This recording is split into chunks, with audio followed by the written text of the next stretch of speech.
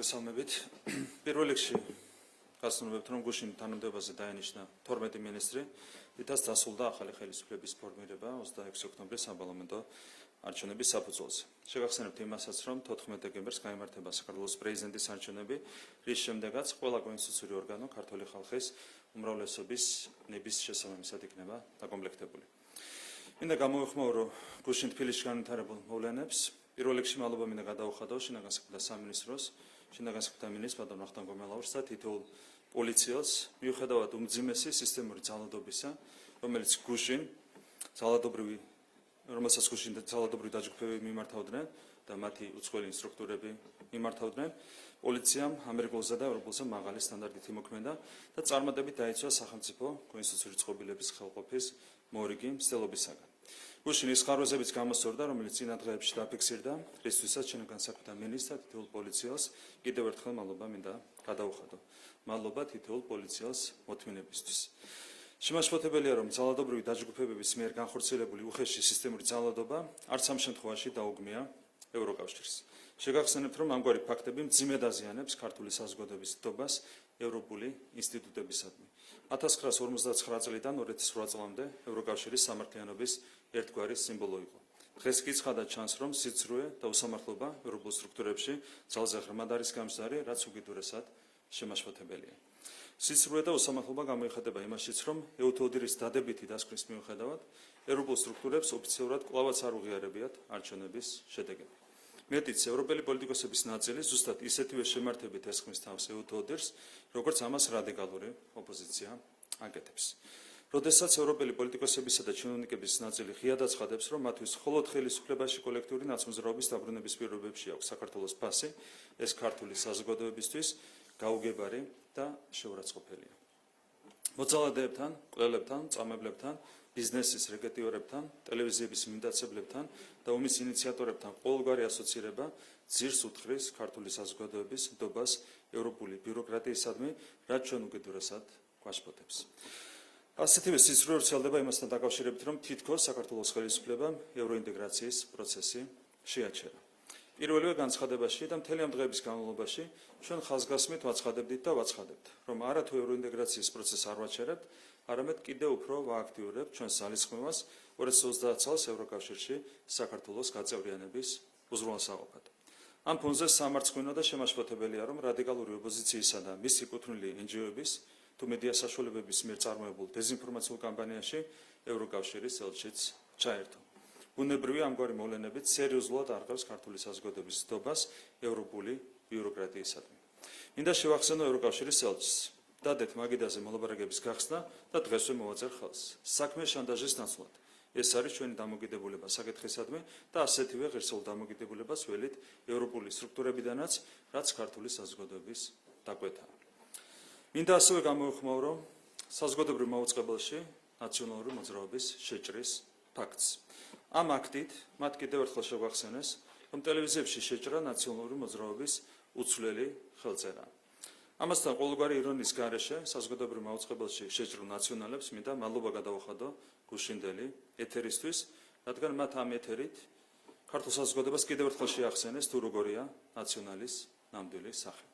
ბოდის ვხვდი რამდენიმე გულსხმელ და შეცდომაში შეყვანილ ადამიანს, რომლის გამოსწორება მგონია, რომ ჯერ კიდევ შეასრულებელია. გუშინზე ყველამ დაინახა, რომ საქართველოში ნაცმაიდანი ვერ შედგება. გუშინდელი დღე კი იყო საქართველოში ლიბერალური ფაშიზმის დასასრულის დასაწყისი. მინდა ყველას მოუწოდო სიმშვიდისა და კანონის დაცვისკენ. ყველას შევახსენებ, რომ ნებისმიერ სამართალდარღვევას კანონის მთელი სიმკაცრით გაეცემა პასუხი.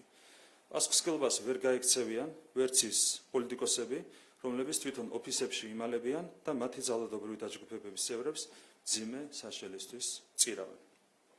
აქვე აუცილებლად მინდა აღვნიშნო, რომ ჩვენთვის და პირადად ჩემთვის ძვირფასია საქართველოს თითოეული მოქალაქე, განსაკუთრებით ის მოქალაქეები, რომლებიც ჩესდომაში არიან შეყვანილი და გულწრფელად აპროტესტებენ იმას, რაც ბუნებაში არ მომხდარა.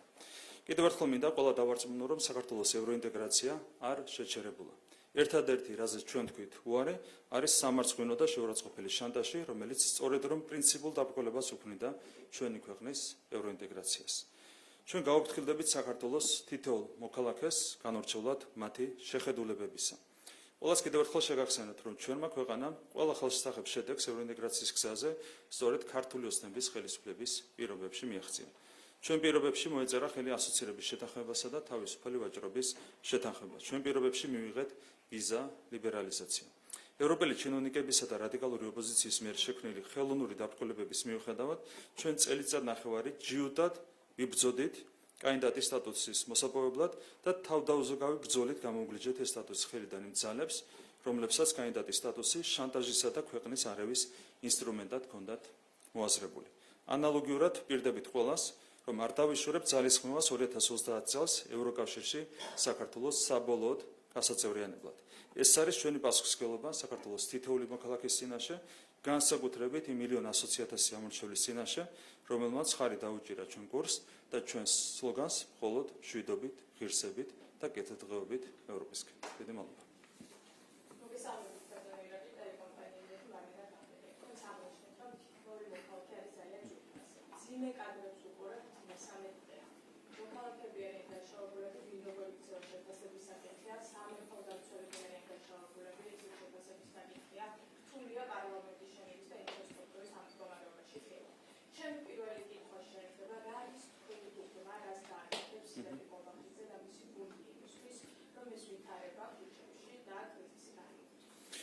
მე მგონია, რომ ყველაფერი საკმაოდ ადვილი შესაძლებელია, რაც ხდება ამ დღეების განმავლობაში.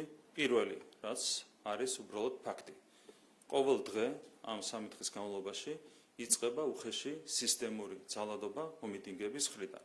ეს არის უტყუარი ფაქტი. ყოველ ჯერზე, ყოველ დღე იწყება უხეში სისტემური ძალადობა მომიტინგების მხრიდან.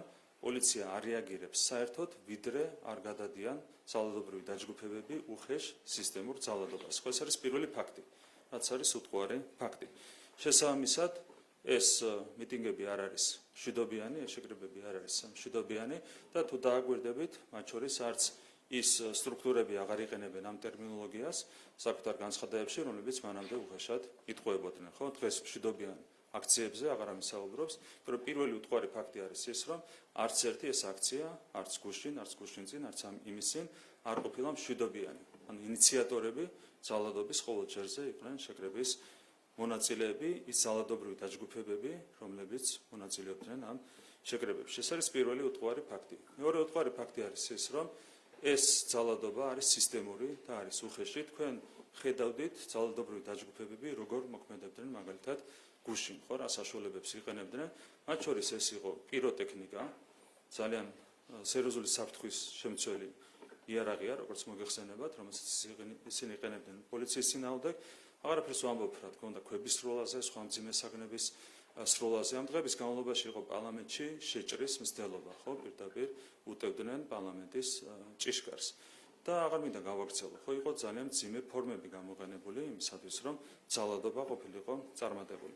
რაც შეეხება პოლიციის, ეს არის მეორე ფაქტი, ხო, ან პირველი რომ ძალადობას ყოველთვის იწყებენ მომიტინგეები, მეორე უთხოვარი ფაქტი არის ის, რომ ეს ძალადობა ხორციელდება სისტემურად, წინასწარ არის დაორგანიზებული, წინასწარ მოაქვთ მასალები, მათ შორის ძალადობისთვის და შემდეგ ახორციელებენ ძალადობას. ეს არის მეორე უთხოვარი ფაქტი, ხო, ისინი იწყებენ პირველი ფაქტი და უხეში და წინასწარ ორგანიზებული ძალადობა, ეს არის მეორე უთხოვარი ფაქტი, რაც უბრალოდ ჩვეულებრივად ეთერების დაგვირების შედეგად შეგიძლიათ ამოიკითხოთ.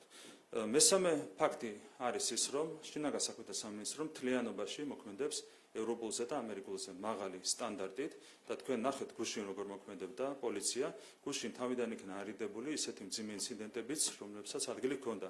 მანამდე ეს არის მესამე უთხოვარი ფაქტი. და მეოთხე უთხოვარი ფაქტი არის ის, რა თქმა უნდა, რომ ადგილი ჰქონდა მძიმე ინციდენტებს, რასაც სჭირდება გამოძიება და ეს იყო კიდევ ერთი უთხოვარი ფაქტი არის ის, რომ ეს იყო ცალკეული ექსცესები. ეს არ იყო სისტემური ძალადობა. თქვენ გახსოვთ რა ხდებოდა მაგალითად იმ დროს, როდესაც ვანო ბერაბიშვილი იყო შინაგან საქმეთა მინისტრი, ხო? სისტემური ძალადობა ხორციელდებოდა პოლიციის მხრიდან, ეს იყო წინასწარ დაორგანიზებული, მათ შორის შვიდობიანი შეკრებების წინააღმდეგ და თქვენ გახსოვთ მაგალითად 26 მაისს 2011 წელს რამდენიმე ადამიანი მოკლეს მიტინგზე, როცა შეკრება იყო რეალურად მშვიდობიანი, ხო? ამ შემთხვევაში კიდევ ერთი უთხოვარი ფაქტი არის ის, რომ როდესაც საქმე ჰქონდა ძალის გადამეტებას, ესეც იყო ექსცესები და არ არა იმის სისტემური ძალადობა. ეს არის უთხოვარი ფაქტები. რასაც შეფასებაც კი არ ჭირდება, თუ ვინმეს აქვს განსხვავებული აზრი, დაждდეს და ვისაუბროთ ამ თემასთან დაკავშირებით, მაგრამ ეს არის უტყუარი ფაქტების ჩვეულებრივი წყება. ყველა კანონდარღვევა სჭირდება, რა თქმა უნდა, გამოძიება, როგორც ერთი, ასევე მეორე მიმართულებით, ეს არის ჩვენი პასუხისმგებლობა, რასაც ვაცნობიერებთ და რა თქმა უნდა, ვიმოქმედებთ ამ პასუხისმგებლობის შესაბამისად. მეორე კითხვის შეეხება მეთიუ მილერის განცხადებას სტრატეგიულ პარტნიორობასთან დაკავშირებით. როგორი იქნება სახელმწიფოს პოზიცია და თქვენი შეფასება? მადლობა ამ შეკითხვისთვის. თქვენ ხედავთ, რომ ჯერ კიდევ მოქმედი ადმინისტრაცია ცდილობს, რომ მაქსიმალურად მძიმე მემკვიდრეობა დაუდოვოს ახალ ადმინისტრაციას, ტრამპის ადმინისტრაციას. ამას აკეთებენ ისინი უკრაინასთან მიმართებით და ამას აკეთებენ ისინი ახლა უკვე საქართველოსთან მიმართებითაც. თუმცა ამას ვერ ექნება ვერავითარი პრინციპული მნიშვნელობა. ჩვენ დავალოდებით, რა თქმა უნდა, ახალ ადმინისტრაციას და ჩვენ ყველაფერზე ვისაუბრებთ ახალ ადმინისტრაციასთან. შესაბამისად, ეს არის უბრალოდ ისეთივე დროებითი მოვლენა, როგორც სალომე ზურაბიშვილი.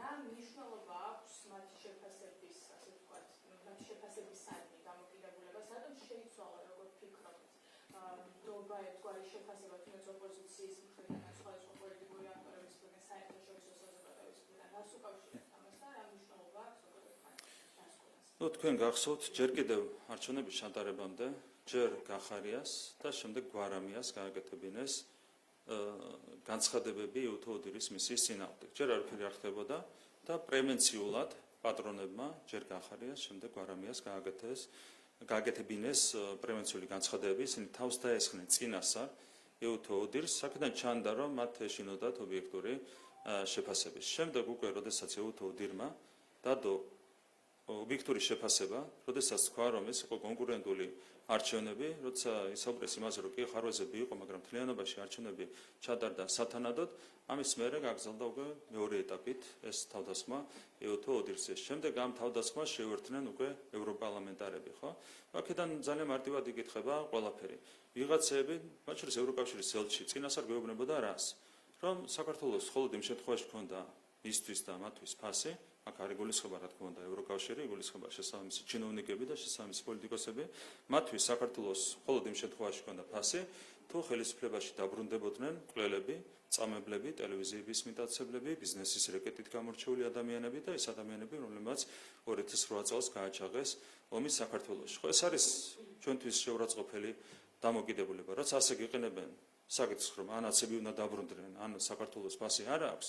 ეს არ არის, რა თქმა უნდა, სწორი და ჯანსაღი დამოკიდებულება ჩვენი ქვეყნის მიმართ და მის გაგრძელება ის თავდასხმა, რომელსაც ჩვენ ვხედავთ უთოუდილის მიმართ. ყველა უნდა შეეგუოს იმ ფაქტს, რომ საქართველოში ჩატარდა დემოკრატიული არჩევნები, ამ ქვეყანას ყავს დემოკრატიულად არჩეული ხელისუფლება, დასრულდა როგორც პარლამენტის, ასევე მთავრობის ფორმირების პროცესი, მალე აირჩევა საქართველოს პრეზიდენტი. ყველა, ვინც პატივს სცემს დემოკრატიის პრინციპს, უნდა შეეგუოს ქართული ხალხის ნებას. ასევე მე მინდა შეგახსენოთ აღიარებითი ჩვენებები, რომლებიც ჩვენ მოვისმინეთ ოპოზიციის მხრიდან. მათ აქვთ აღიარებული, რომ 2 მილიონზე მეტი ამორჩეველი, არაერთი განცხადება შეგიძლიათ ამოიღოთ, მათ შორის გვარამიას განცხადება, პოსტი Facebook-ზე. მათ აქვთ აღიარებული, რომ 2 მილიონზე მეტი ამორჩეველი მივიდა არჩევნებზე, რომ ეს იყო უპრეცედენტოდ აქტიური არჩევნები და გახსოვთ დაფიქსირდა 2.75.000 ხმა ამ არჩევნებზე. ასევე მე მინდა შეგახსენოთ ხაზარაძის და ზაზა თავაძის, ეს არის გახარიას პარტიის ერთ-ერთი ლიდერი, მათი აღიარებითი ჩვენებები. ხაზარაძეს აქვს ნათქვამი, რომ მათ მიიღეს დაახლოებით 200.000 ხმა და ოფიციალური შედეგი არის 182.000 და რაც შეეხება თავაძეს, მას პირდაპირ აქვს ნათქვამი, რომ მისმა პარტიამ მიიღო 171.500 ხმა, რაც დევს ოფიციალურად CSKO-ს ვებგვერდზე. ეს არის აღიარებითი ჩვენებები. არავითარი ფაქტი არ არსებობს არჩევნების გაყალბებასთან დაკავშირებით. ანუ ყველა მივცით, რომ 2 მილიონზე მეტი მოვიდა, ამან მიიღო იმდენი, იმან ამდენი, იყო ელექტრონული აპარატები, ღილაკზე თითის დაჭერით ამოდიოდა უქმები, სად არის რაიმე ფაქტი. დაარჩენი რჩება ეგრეთ წოდებული გაჟონვის თემა და იქაც კონვერტებში იყო ჩადებული თითოეული ბიულეტენი, როგორც მოგეხსენებათ და თუ ვინმეს არჩევანი გამოჩნდა, ეს იყო თვითონ ამორჩეულის პასუხისმგებლობა. და იგივე შეიძლება მოხდეს კონვერტები ტრადიციული ხმის მიცემის პირობებში. ანუ არავითარი ფაქტი არ არსებობს. როცა ასეთ პირობებში ევროპელი ჩინოვნიკები მაგალითად დუმან და ოფიციალურად განცხადებებს არ აკეთებენ არჩევნებთან დაკავშირებით, ეს რა თქმა უნდა არყევს ქართული საზოგადოების დობას მათ მიმართ. ეს არ არის ორი დამოკიდებულება, ან ნაციები დაბრუნდებიან, ან არ გვინდა საქართველო. ეს არ არის ის დამოკიდებულება, რომელიც შეიძლება კონდეს ევროკავშირს საქართველოს მიმართ. კოლეგებთან თხოვნა მეკითხება კიდევ დავსვამ კითხვას. თქვენ ვისაუბრეთ გუშინდელ ბრიფინგზე, თუმცა ვიღაცები თავისუფლებას აძლევენ მედიის მიმართ განხორციელებულ ძალადობაზე, თუმცა ვიღაცები თავისუფლებას აძლევენ გამგებლები დაუშვან, რომ ვინმეს არ აწუხებს რომელიმე კოლეგას ეს საკითხი. როგორი იქნება ეს იმედის სტუდიაში დავწერილი რეპორტაჟი კეთდება, რამდენად მკაცრი იქნება საქართველოს პრემიერ-მინისტრის პოზიცია იმაზე, იმ კადრებზე, რომელიც ნახეთ მედიის მისამართი. რა თქმა უნდა, მე კიდევ ერთხელ შემიძლია გავიმეორო, ნებისმიერი ძალადობა არის კატეგორიულად მიუღებელი და ძალადობა მედიის წარმომადგენლების მიმართ არის კიდევ უფრო მიუღებელი, გამორჩეულად მიუღებელი, ეს არის ჩემი ძალიან მკაფიო პოზიცია. შესაბამისად, კიდევ ერთხელ შემიძლია მოუწოდო ყველას, რა თქმა უნდა, პირველ რიგში სამართალდამცავ სტრუქტურებს, რომ განსაკუთრებული სიფრთხილე გამოიჩინონ, როცა საქმე ეხება მედიის წარმომადგენლებს და თქვენ ნახეთ, რომ ამ მიმართულებითაც გუშინ იყო თავიდან არიდებული ინციდენტები, ხო? ანუ ეს რა თქმა უნდა ჩვენი მუშაობის შედეგია, ხო? მაქსიმალურად ყველა იყო გაფრთხილებული იმასთან დაკავშირებით, რომ მათ შორის ამოცნობადი ყოფილიყვნენ ჟურნალისტები, რაც არ იყო მანამდე სამწუხაროდ უზრუნველყოფილი, გუშინ ამოცნობადი იყო მათ შორის შესაბამისი ეკიპირებით, ის თუ ვინ იყო ჟურნალისტი და ვინ არა და მაქსიმალურად იქნა არიდებული თავიდან შესაბამისი ინციდენტები, რა თქმა უნდა ამაზე მუშაობთ და ამაზე გაგრძელდება მუშაობა. რაც შეეხება ჟურნალისტებზე ძალადობას, კიდევ ერთხელ ვიტყვი, რომ აქ ჩვენ გვაქვს კატეგორიული პოზიცია და ვგმობთ რა თქმა უნდა ნებისმიერ ძალადობას. აქ რა თქმა უნდა ძალადობის ფორმა იგივე არ იყო, მაგრამ კიდევ ერთხელ მინდა შეგახსენოთ, თუ რა ტიპის ძალადობა ხორციელდებოდა თქვენი კოლეგის მიმართ რამდენიმე დღის წინ, რაც არავის დაუგმია.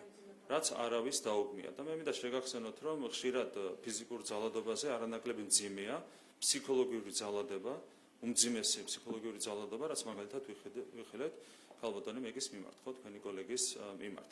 როდესაც არ გმობენ კონკრეტული ძალები ჟურნალისტის მიმართ ძალადობას, რა თქმა უნდა ამას ბევრი უყურებს და ამას აქვს ერთგვარი განზოგადებითი შედეგი, რაც კატეგორიულად მიუღებელია.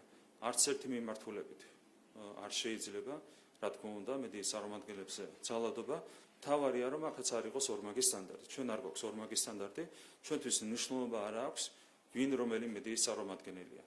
ჩვენ ვიცით, რომ გვაქვს კონკრეტული დამოკიდებულება ამა თუ იმ მედია საშუალებების მიმართ, რომლებიც არასწორ საქმეს ემსახურებიან. ეს არის ჩვენი სუბიექტური აზრი, ხო, რა თქმა უნდა, ჩვენი შეხედულებაა, რომ არის საქართველოში 3 პარტიული ტელევიზია, რომელიც ემსახურება ჩვენი აზრით არასწორ საქმეს. მაგრამ, რა თქმა უნდა, ეს ვერავითარ შემთხვევაში ვერ აისახება ჩვენს დამოკიდებულებაზე ამ მედია საშუალებების წარმომადგენლების მხრიდან.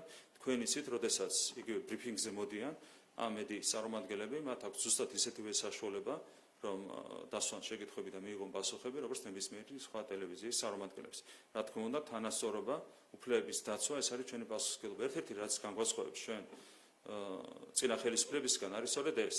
თქვენ გახსოვთ, რა იყო მათი დამოკიდებულება მედიის მიმართ, როგორ შეიჭრნენ ტელეკომპანია იმეჯი, როგორც წაართვეს რუსთავი 2 კანონიერ, ესაკუთრეს რა გაუკეთეს საზოგადოებრივ მაუწყებლობას, როგორ შეიჭრნენ ტელეკომპანია იბერიაში და შემდეგ, ხო, ძალიან ვრცელია ამ ასე ვთქვათ ძალადობრივი აქტების ჩამონათვალი. ჩვენი დამოკიდებულება არის რადიკალურად განსხვავებული. მედია არის უპრეცედენტოდ პლურალისტური და თავისუფალი ჩვენი ხელისუფლების პირობებში და რა თქმა უნდა ეს არის ის მიღწევა, რასაც განსაკუთრებულად უფრთხილებით. შესაბამისად, ჩვენი დამოკიდებულება ამ საკითხის მიმართ კვლავაც იქნება მაქსიმალურად გაცრი.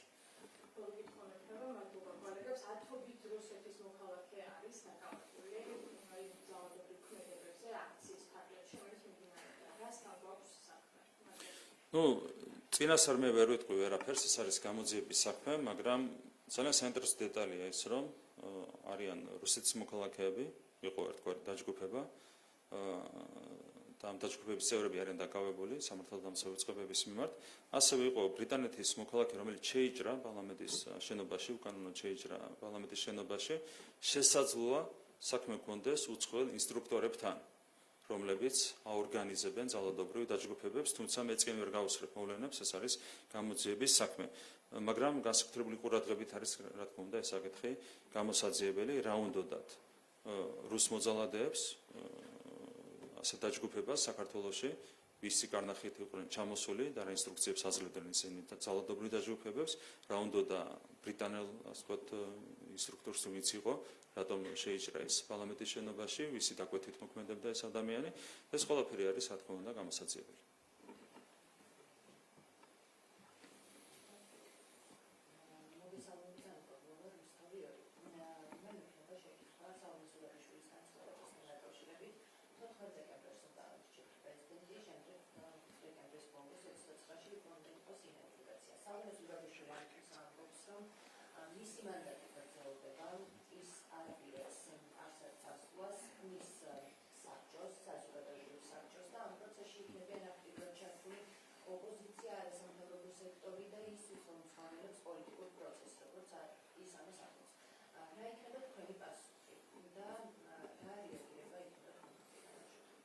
Ну, 6 პარასკევი აქვს დარჩენილი, 4 ბოდიში, 4 პარასკევი აქვს დარჩენილი ქალბატონ სალომე ზურაბიშვილს. ვერ ეგუება ამას. მე მესმის მისი ემოციური მდგომარეობა, თუმცა რა თქმა უნდა 29 დეკემბერს მას მოუწევს გამოვიდეს საკუთარი რეზიდენციიდან და ეს შენობა დაუთმოს ლეგიტიმურად არჩეულ პრეზიდენტს. მე შეგახსენებთ, რომ სალომე ზურაბიშვილმა წააგო 26 ოქტომბრის არჩევნები. ის იბრძოდა იმისათვის, რომ რადიკალურ ოპოზიციას მოეგო 26 ოქტომბრის არჩევნები და ფიქრობდა, რომ ამით მას ექნებოდა გარანტია თანამდებობაზე დასარჩენა, თუმცა მან წააგო ძალიან მძიმედ 26 ოქტომბრის არჩევნები, მალე იწყება მისი უფლებამოსილების მე-7 წელი. წარმოიდგინეთ და კვლავაც ვერ ელევა საკუთარ სკამს. რა თქმა უნდა, თავის გამიანად მოუწევს გარეთ გამოსვლა ქალბატონ სალომეს. მოგესალმებით, სალომე ქოქიაშვილი, საზოგადოებრივი გამოცხადებელი რამდენიმე შეკითხვა დაიწყო. საერთაშორისო ურთიერთობები გარდა იმისა, რომ სტრატეგიული პარტნიორობა არის შეჩერების მოდელად საუბრობთ ხოლმე ამაზე, რომ ახალი წლიდან დაიწყებოდა თვისებრივი ურთიერთობების, თუმცა მანამდე დავინახავდით პოზიტიურ სიგნალებს, თუმცა სამწუხაროდ ეს პოზიტიური სიგნალები ყოველ შემთხვევაში იგივე საკითხის ურთიერთობაში არ ჩანს თუ შეიძლება გადაწყვეტილებას გავითვალისწინოთ. ასე რომ მაგალითად 3-4 თვის წინ ბოლო 3 წელი უკავშირდება მიერებს გადაწყვეტილება, რომ საქართველოსთან გაედინა მოლაპარაკებები და შემდგომი ჩანაწერი უკვე ბუდაპეშტში არაკონკრეტული სამიტის დოკუმენტში უცხოელად გადმოვიდა. აი ამის ფონზე მაშინ რატომ ამბობს იგივე არ ვიცი ევროკავშირის ელჩი, ან რატომ ამბობს სხვა მალჩინოსნები, რომ თქვენმა განცხადებამ გააჩერა მოლაპარაკებები. რა თქმა უნდა, ევროკავშირის ელჩი ჩვეულებრივად იტყვება. ის მანამდე იტყვებოდა, რომ ევროკავშირმა გააჩერა საქართველოს ევროინტეგრაცია სკოტყვილი და ახლა მეორე ტყვილი დაამატა ამას, რომ თითქოს ჩვენ გავაჩერეთ ის, რაც უკვე ყოფილა გაჩერებული. ხო, ანუ აქედანაც ჩანს, რომ ჩვეულებრივად ის ამბობს ორ ტყუილს ერთდროულად, ხო, ანუ ერთი კვირის განმავლობაში ორჯერ თქვა სხვადასხვა ტყვილი, რაც ძალიან შემაშფოთებელია, ბუნებრივია. მე არაფერი საწინააღმდეგობა არ მაქვს პიროვნულად ბატონი პაველ ჰერჩინსკის მიმართ, ეს არის ძალიან კარგი პიროვნება, შემიძლია გითხრათ, მაგრამ ჩვენი ვარაუდი იყო, რომ მას აუცილებლად მოუწევდა ზეწოლაზე რეაგირება და ეს რეაგირება არის სწორედ გამოხატული იმ განცხადებებში, რომლებსაც ის აკეთებს. ხო, რა თქმა უნდა, მას სხვანაირად შეიძლება მოუწიოს საკუთარი პოსტის ნაადრევად დატოვება, ზეწოლა მასზე არის ძალიან დიდი. აქედან გამომდინარე, მე სოლიდარობა მინდა გამოუცხადო ბატონ პაველ ჰერჩინსკის, არაფერი პირადი არ აქვს მასთან, უბრალოდ გვიწევს იმ ფაქტის კონსტატაცია, რაც გულისხმობს იმას, რომ ბატონ ელს უწევს ტყუილების თქმა ევროინტეგრაციასთან დაკავშირებით. რა თქმა უნდა, ჩვენ განვიცდით იმ ზეწოლას, რომლის ქვეშაც იმყოფება ბატონი პაველ ჰერჩინსკი, ისე როგორც ეს ხდებოდა ბატონი კარლ ჰარცელის მიმართ. რაც შეეხება პერსპექტივას, ჩვენ დავალოდებით, რა თქმა უნდა, 20 იანვარს ახალი პრეზიდენტის ინაუგურაციას ამერიკის შეერთებულ შტატებში და იმედი გვაქვს, რომ ეს ფაქტი თვისებრივად შეცვლის ურთიერთობებს საქართველოსა და ამერიკის შეერთებულ შტატებს შორის და ასევე საქართველოსა და ევროკავშირს შორის. იმ პირობებში, როდესაც იყო პრობლემები მოქმედ ადმინისტრაციასთან, ეს თქვენ იცით, რომ პირდაპირ აისახებოდა საქართველოს ევროკავშირის ურთიერთობებს. ხო, თქვენ იცით ეს სქემა როგორ მუშაობს. შესაბამისად, ჩვენ გვაქვს იმედი, რომ ახალი პრეზიდენტის ინაუგურაციის შემდეგ საქართველოს ევროკავშირის ურთიერთობებიც თვისებრივად შეიცვლება. ჩვენ ყოველთვის ვართ მზად ამისათვის. ჩვენი მთავარი საგარეო პოლიტიკური პრიორიტეტია ევროკავშირში ინტეგრაცია, რაც საქართველოს კონსტიტუციაშიც არის ასახული. კიდევ ერთხელ გავიმეორებ მარტივ რამეს. დადონ მაგიდაზე ვაწერთ ხელს. მაგრამ თქვენ იცით როგორია მათი დამოკიდებულება. შანტაჟის 3 წელი ვაცხოვრეს შანტაჟის ქვეშ. 3 წელი. კანდიდატის სტატუსი, მოლაპარაკების გახსნა, ეს არის შეურაცხყოფელი დამოკიდებულება ჩვენი ქვეყნის მიმართ. მე მაქვს დიდი იმედი, რომ მოციანურის შემდეგ ეს დამოკიდებულება რადიკალურად შეცვლება. კიდევ ერთ შეკითხვა მექნება იგივე აქციებზე გადასხმებთან დაკავშირებით ისაუბრებთ, რომ თქვათ შეცდომები, რომელიც იგივე სამართალდამცველობის მოქმედებაში ყოფილში გამოსწორდა, თუმცა ნამდვილად ბევრი მძიმე კადრი. თქვათ იგივე აქციის მონაწილეებთან დაკავშირებით, რომლებიც აქციის მონაწილეები წასაერთო და ძალიან მძიმე საყურებელი იყო ეს კადრი და ამ კადრებზე მეგობრებო ვკითხოთ დაწყებული არის თუ არა მოკვლევა გამოძიება. კი, ყველა ფაქტზე. ყველა ფაქტზე არის დაწყებული მოკვლევა გამოძიება. კიდევ ერთხელ ყველას მინდა მოუწოდო მოთმინებისკენ და კიდევ ერთხელ მინდა გავეხსენო ის, რომ გუშინ სრული მოთმინებით იმოქმედა თითოეულმა პოლიციელმა. ერთი ფაქტი საილუსტრაციოდ მინდა მოგიყვეთ, რაც ხდებოდა, ეს გუშინწინდელი ფაქტია. იყო ერთ-ერთი ახალგაზრდა სპეცრაზმის წარმომადგენელი დაახლოებით 30 წლამდე, რომელსაც აგინებდნენ ერთ საათის განმავლობაში უშვერი სიტყვებით დედას. კონკრეტული მომიტინგე მოწალადე აგინებდა დედას, რაზეც უპასუხა ამ სპეცრაზმელმა, რომ ნუ აგინებდა დედას, გვდარიყავდა დედა, ასეთი იყო მისი, ასე ვთქვათ, მოწოდება მოწალადის მიმართ. და ამაზე პასუხი იყო ის, რომ მან დარდედა შეაგინა და ამას დაამატა იმას, რომ ასეთი სიტყვები, რომ შენი დედის საფლავზე მოვისაქმებო ბოდიში ამ უხეში ფრაზის ციტირებისთვის. ეს ახალგაზრდა სპეცრაზმელი გამოვიდა ადგილიდან და არ უპასუხა. აი წარმოიდგინეთ საილუსტრაციოდ როგორი რაღაცები ხდებოდა. ეს არ არის რა თქმა უნდა გამართლება იმისა, რაც მოხდა ხო კონკრეტული ინციდენტების სახით. მაგრამ მე მინდა უბრალოდ საილუსტრაციოდ გითხრათ, რისი მოთმენა უწევთ სპეცრაზმელებს და პოლიციელებს. როდესაც ასეთ რაღაცას აკეთებს ადამიანი, იქ ძალიან რთულია მოთმენა, მაგრამ გუშინ ეს გააკეთეს სპეცრაზმელებმა. ის ახალგაზრდა კაცი, რომელმაც არ უპასუხა, მოითმინა და გამოვიდა, არის რა თქმა უნდა გმირი. რაც შეეხება იმ მოძალადეს, რომელიც ამას აკეთებდა, ის არის უბრალოდ სამარცხვინო, ის ვერასდროს ვერ გახდება ევროკავშირის წევრი, მაშინაც კი, როდესაც საქართველო გაწევრიანდება ევროკავშირში. ის ვერასდროს ვერ გახდება ევროპელი. ის ახალგაზრდა კაცი, ეგრეთ წოდებული გულწრფელი ახალგაზრდა, რომელიც გვდარდედას აგინებდა სპეცრაზმას, ვერასოდეს ვერ გახდება ევროპელი, მას შემდეგაც კი რაც საქართველო გახდება ევროკავშირის წევრი. ის მუდმივად დარჩება იმ ნაცნობ ჭაობში, სადაც დღესაც იმყოფება. მოგესალმებით, ლუკა ბერტაია, რადიო თავისუფლება. ბატონო გაგიეთ, თუ შეგიძლიათ დასტურებად უარყოფით ინფორმაცია საგარეო საქმეთა მინისტრის მოადგილის ბატონი თემურაზ ჯანჯალიას გადადგომის შესახებ. ასევე შეგიძლიათ კომენტარი გაკეთოთ ბატონი დავით ზალკალიანის შეერთებული შტატებში საქართველოს ელჩობის გადადგომის შესახებ. კი, რაც შეეხება ბატონ დავით ზალკალიანს პირველ რიგში, მან დატოვა თანამდებობა, მე მასთან მქონდა საუბარი. არ ვიცი, ყველა სხვადასხვაგვარი ნებისყოფა აქვს.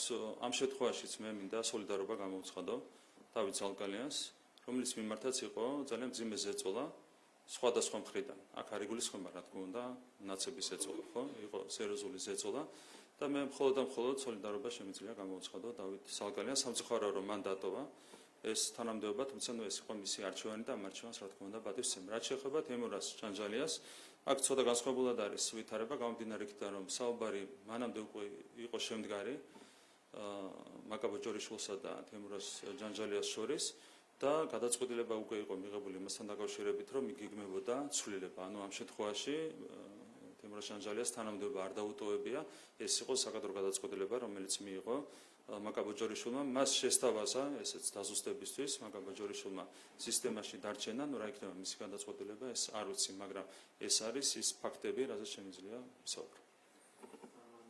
თქვენ ასეთ სურვილი შეერთებული შტატების ახლანდელი ადმინისტრაციისა არჩეულ პრეზიდენტის მძიმე მემკვიდრეობა დაუტოვონ, ასევე 20 იანვარი ინაუგურაციის თარიღი, რასაც იმედით ელოდებით გადაწყვეტვის აზრით. თუ ვისაუბრეთ ვინმესთან ახალ ადმინისტრაციაში, როგორც მოგეხსენებათ პრეზიდენტი ალიევი ესაუბრა, რამდენი პრემიერ-მინისტრი ვიქტორ ორბანი ესაუბრება, ხო? თქვენი გუნდიდან თუ ვინმეს უსაუბრია მომავალ ადმინისტრაციაზე. ჩვენი მხრიდან იყო კომუნიკაცია, იყო არაპირდაპირი კომუნიკაცია და ჩვენ ველოდებით პირდაპირ კომუნიკაციას. ეს არის რაც შემიძლია გითხრათ. უფრო მეტი დეტალი ვისთან გამოდოთ? არა, მაგას რა თქმა უნდა ვერ ვიტყვით, ეს არის შედასამსახურებო, ქონდა არაპირდაპირი კომუნიკაცია და ჩვენი სურვილია შედგეს პირდაპირი კომუნიკაციაც. ერთად სამსახურს დავუმატებთ. შეიძლება თქვენ ბრძანეთ ლოუდინგი რომ უთითოები შეიძლება. ამიტომ ვკითხოთ ვიწერთ რა ბატონი ჯო ვილსონის პოზიციას, რომელიც გახლავთ ამჟამად ჰელსინკის კომისიის თავმჯდომარე, რომელიც დონალდ ტრამპის არჩევნულ კამპანიაში მონაწილეობდა და იგი სენატის საგარეო კომიტეტის თავმჯდომარედ განიხილება ახალი ადმინისტრაციის შემდეგ. ჩვენთვის მთავარია ტრამპის ადმინისტრაცია. ეს არის მთავარი. დანარჩენი ყველაფერი არის მეორეხარისხოვანი, როგორც იტყვის ტრამპი იქნება ისე. მანამდე სხვა ვიღაც ამბობდა რაღაცას და იმას მიყვებოდა ჰელსინკის კომისია, რასაც იტყვის ტრამპი იქნება ისე. ამიტომ ჩვენთვის მთავარია დონალდ ტრამპთან ურთიერთობა. მოგესალმებით, ტელეკომპანია პოსტერი ანით ხარიძე. ისევე ოქროთზე კითხავთ რომ დავაზუსტოთ. რატომ შეცვალეს მდგომები პარტნიორებმა და ოპოზიციამ მაშინ, როდესაც მანამდე უნდა ატირცებდნენ ეუთოდის გასწრებს, რა შეიცვალა და რა განაპირობა მათი შეცვლილი დამოკიდებულება ეუთოდის ანგარიშებსა თუ განცხადებების მიმართ? Ну, რაღაც კუთხით პრინციპში მაინც ახალიც არ არის ეს მოვლენა. თქვენ გახსოვთ იგივე 2020 წელს ეუთოდირმა აღიარა არჩევნები, თუმცა იქაც გვითხრეს რომ ოპოზიცია რადგან არ შემოდიოდა პარლამენტში, ეს იყო ეგრეთ წოდებული კრიზისი. მაშინაც იგივე იყო. ეუთოდირმა დადო მაშინაც ობიექტური შეფასება, რასაც ვერ შეეგუა მაშინ ვერც რადიკალური ოპოზიცია და ვერ შეეგუენ ვერც მათი პატრონები. ეხაც იგივე ხდება რეალურად, მათ ეშინიათ სამართლიანი შეფასების არ მოწონთ სამართლიანი შეფასება, აკეთებენ ყველაფერს იმისათვის, რომ რაღაცნაირად ნაცები დააბრუნონ ხელისუფლებაში, რა თქმა უნდა ეს ვერ მოხდება. არის ეუთოდირის შეფასება, ეს არის ფაქტი, რასაც ვერ გაექცევა ვერც რადიკალური ოპოზიცია საქართველოში, მით უმეტეს რომ მათ ირიბად თავადაც აქვთ აღიარებული არჩევნების ლეგიტიმურობა. კიდევ ერთხელ გავიმეორებ. გახარი ამბობს რომ მიიღო 151,500 ხმა. სად გაექცევა ამ აღიარებას? ხო ვერსად ვერ გაექცევა. როცა ხაზარაძეს აქვს ნათქვამი რომ 200,000 დაახლოებით ხმა აქვს მიღებული და ცესკოს აქვს დაფიქსირებული 192,000 ხმა. სად გაექცევა ხაზარაძე ამ წამოწდენას, ხო, აღიარებით ჩვენებას, რომელიც პირდაპირ დევს საჯარო სივრცეში. დანარჩენი რჩება გაყალბებული ეგზიტ-პოლები. წინაზე გააყალბეს პივიტი, ეხლა ვეღარ გააყალბეს პივიტი, იმიტომ რომ დიდი, ასე ვთქვათ, აჟიოტაჟი მოყვა თავის დროზე პივიტის გაყალბებას, უცხოეთიდან დაფინანსებული NGO-ს მიერ გაყალბდა, როგორც გახსოვთ პივიტი, ეხლა გააყალბეს ეგზიტ-პოლები. რა ფასი აქვს ნაცმოძრაობის მიერ ჩატარებულ გაყალბებულ ეგზიტ-პოლებს? არავითარი. რჩება ეუთოდირი, რომელმაც სათანადოდ შეაფასა ეს არჩევნები, მაგრამ ვიღაცები ბოლომდე ვერთმობენ საკუთარ სურვილს, რომ რაღაცნაირად ნაცები დააბრუნონ, მკვლელები და მწამებლები დააბრუნონ ხელისუფლებაში. რა თქმა უნდა, ეს ვერავითარ შემთხვევაში ვერ მოხდება. ქართულ საზოგადოებას აქვს კაფეოდ გამოხატული საკუთარი არჩევანი და ყველაფერი მოხდება ისე, როგორც ქართულმა ხალხმა ინება. მოგესალმებით, მე და პავაშვილი ტელეკომპანია პარიტრანუსი. ბატონო პრემიერო, ყველა თანხმობით რომ ბოლო რამდენიმე დღეა ღამე ოქროსტორო თბილისში არის საკმაოდ რთული ვითარება, ამიტომაც ჩდება კითხვა რაში არის გამოსავალი. თქვენ სამთავრობო გუნდი განიხილავთ თუ არა რომ უახლოეს პერიოდში რაიმე ფორუმში მოხდეს დიალოგი იმ მოქალაქეებთან, რომლებიც დგანან თბილისის ქუჩებში და გამოინახოს რაიმე კომპრომისული ვარიანტი, თუნდაც რომ ვითარება განიმოკლეს. გამოსავალი რაშია ამ კითხვას ვამბობთ მოქალაქეებს. საინტერესო რა არის იცით, არის ხოლმე მომენტები, როდესაც შენ შეიძლება ფიქრობდე რომ მართალი ხარ, მაგრამ ვიღაც სხვანაირად ფიქრობს და შეიძლება უკანას დაიხიო, ხო? მაგალითად ეს გავაკეთეთ ჩვენ შარშან გამჭვირვალობის კანონთან დაკავშირებით, ხო? მიგვაჩნდა მაშინაც რომ კანონი იყო სწორი, თუმცა გამომდინარე იქიდან რომ საზოგადოების ნაწილმა ეს სწორად ვერ გაიგო, ჰქონდა გულწრფელი პროტესტი, ჩვენ დავიხიეთ უკან და გამოვიწვიეთ თავის დროს ეს კანონი. ხო, ასეთ რაღაც შეიძლება მოხდეს ბუნებრივია პოლიტიკაში. აქ საინტერესო რა არის? ადამიანები აპროტესტებენ იმას, რაც ბუნებაში არ არსებობს. ანუ პროტესტის საგანია ის, რომ თითქოს ხელისუფლებამ შეაჩერა ევროინტეგრაცია. რაც ბუნებაში არ არსებობს, იმას როგორ შეცვლიათ? ანუ აქ უკან დახევის თეორიული პერსპექტივაც არ არსებობს. ანუ ისეთ რამეს აპროტესტებენ, რაც ბუნებაში არ არსებობს, რაც არ მოხდარა. ანუ შესაბამისად ერთ-ერთი რაც უნდა მოხდეს, არის მარტივი რამ. ყველა უნდა დამშვიდეს. კიდევ ერთხელ გაიმეორებ, გუშინ წინ ყველამ დაინახა, რომ ნაცმაიდანი საქართველოში ვერანაირად ვერ შედგება. ეს ძალიან კაფეოდ გამოჩნდა უკვე გუშინ წინ და კიდევ ერთხელ ვიტყვი, რომ გუშინდელი დღე, უკვე ეს კარგად გამოიკვეთა, იყო საქართველოში ლიბერალური ფაშიზმის დასასრულის დასაწყისი. ხო, აი ეს ფაქტი რაც მოვყვევი იგივე სპეცრაზმელთან დაკავშირებით. ეს არის ლიბერალური ფაშიზმი, რაც აუცილებლად უნდა დასრულდეს საქართველოში. მედიის წარმომადგენლებზე თავდასხმა და მე ამის გაპიარება, ხო, თქვენ გახსოვთ რა ხდებოდა იმედიის ჟურნალისტის მიმართ. ეს არის ლიბერალური ფაშიზმი, რაც აუცილებლად უნდა დასრულდეს. საზოგადოებრივ მაუწყებლობაში შეჭრა, რაც გუშინ ვიხილეთ, ეს არის ლიბერალური ფაშიზმი, თან ამას როცა აკეთებენ ვინ ცნობილი ნაციონალები, ხო, რომლებიც კეზერაშვილისგან იღებენ ნაძარს ფულს, ხო, ვინ მიდიოდა იქ? ხუნწარია იქ რა ქვია დარასელი და ასე შემდეგ კეზერაშვილის მიერ დაფინანსებული მედიის წარმომადგენლები შეიჭრნენ სხვა მედია საშუალებაში. ეს არის ლიბერალური ფაშიზმი. გულშემატკივრებმა დღემ გამოაჩინა, რომ საქართველოში სრულდება ლიბერალური ფაშიზმი და პროცესები სწორი მიმართულებით ვითარდება. ან ხილახანი აღნიშნავს აკადემიკ არ ასე ლაპარაკი. Steve Rosenberg, BBC News. A question in English. I'd be grateful if you could respond in English, if possible. Good. Many of the protesters have said to me that by suspending until the end of 2028 Georgia's bid to join the European Union, you have stolen, your government has stolen their European dream, their European future, and violated the constitution here, which states that all constitutional bodies in Georgia should take all measures to ensure the full integration of Georgia in the European Union. People feel betrayed. Can you understand that? The response is very clear. So we have not suspended anything related to the European integration. It's just a lie. And there are the opposition leaders, there are the media outlets linked with the opposition who are just lying to these people. But nobody has suspended the European integration of Georgia. We are very much committed to the European integration. We are saying that... Suspended until 2028. No. We have said that during these 4 years, everything will be done in order to promote Georgia towards the European Union. We will fulfill more than 90% of our obligations, which derive from the association agenda and from the DCFTA. That's our very clear commitment. Nobody has suspended anything also until 2028. It's just a lie. It's the opposition and it's the opposition media outlets who are just lying to these people. But you suspended this until 2028. No, it's not true. It's not true. Even now I have said that if the European Union will make a decision about opening the accession talks, I will sign to it immediately. Nobody is suspending it. The only thing that we are saying is that it's not fair to the Georgian people to use the accession talks as a tool for blackmailing. It's not an honest approach. We are saying no to the blackmailing. That's it. But we are not suspending the European integration of Georgia until 2028 or whatever. We are committed to the European integration and we are continuing our path towards the European Union. And we will fulfill more than 90% of the obligations from the association agenda and from the DCFTA exactly until 2028. So that's our very clear commitment. But you know that the European Union has already accused Georgia that your government is backtracking on democracy. Which is not true. It's just a lie. It's just a lie. So we are very frequently comparing Georgia with Moldova. You know that in Moldova, the level of corruption is extremely high. It's one of the most corrupted countries in Europe. The institutions are extremely weak. Only 45% of Moldovans residing in the country are supportive to the European integration. Moldova has not joined any sanctions to the Russian Federation. And Moldova is the member of the CIS, which is the key international community under the Russian umbrella. And nobody is criticizing Moldova. But these people are saying that we are backsliding in terms of democracy. It's just lies. And of course, this kind of lies heavily damage the reputation of the European bureaucracy in the Georgian society. That's not good.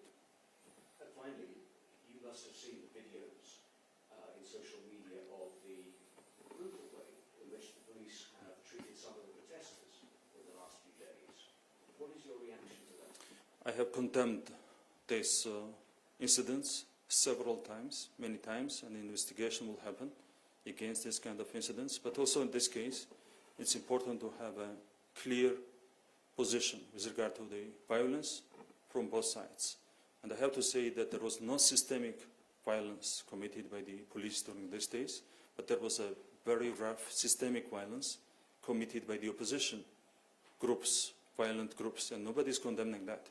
Let me remind you about that. Thank you. Thank you. Oliver.